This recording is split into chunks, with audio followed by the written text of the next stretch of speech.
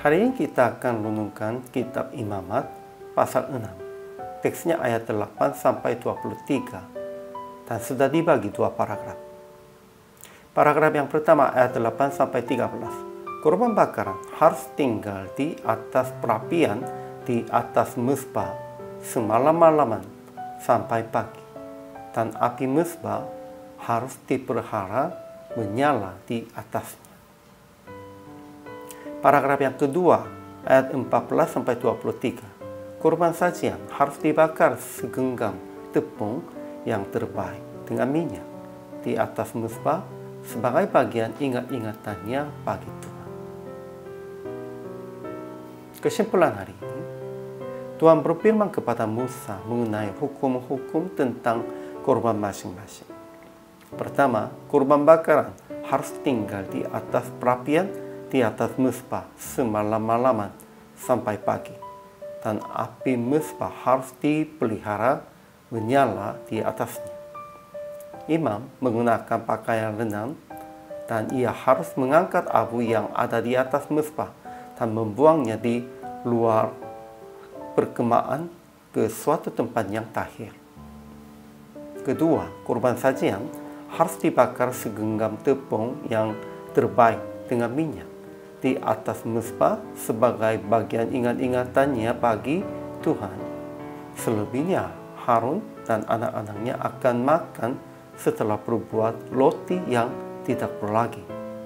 10 epat tepung yang terbaik sebagai korban sajian yang tetap, setengahnya pada waktu pagi dan setengahnya pada waktu petang.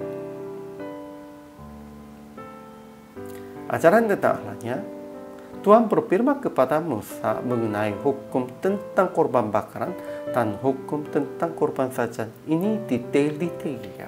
Kenapa? Untuk mengganggu mereka? Bukan.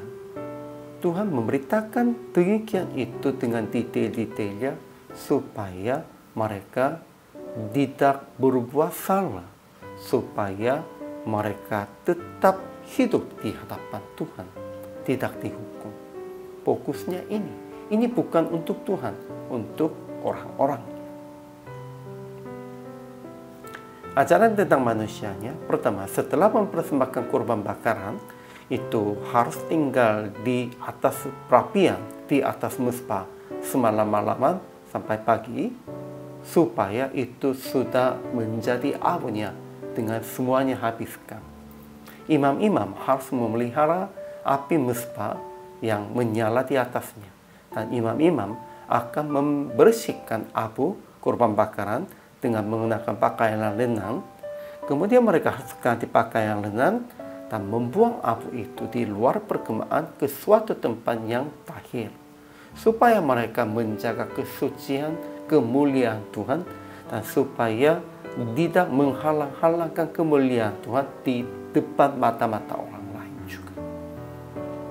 Kedua, setelah membakar korban sajian dengan segenggam tepung yang terbaik dengan minyak, sisanya menjadi ketetapan selamanya bagi imam-imam. Mereka makan itu tanpa lagi. Kemudian aplikasi hari ini, pertama, tetap jaga kebersihan pada waktu melayani Tuhan, baik untuk memuliakan Tuhan maupun untuk orang-orang tidak bersungut-sungut. Itu pakaiannya juga harus bersihkan, dan keadaan dalam pelayanan pun juga harus bersihkan. Janganlah itu menghalang-halanginya. Kedua, memberikan keperluan sehari-hari kepada hamba Tuhan yang melayani dalam gereja.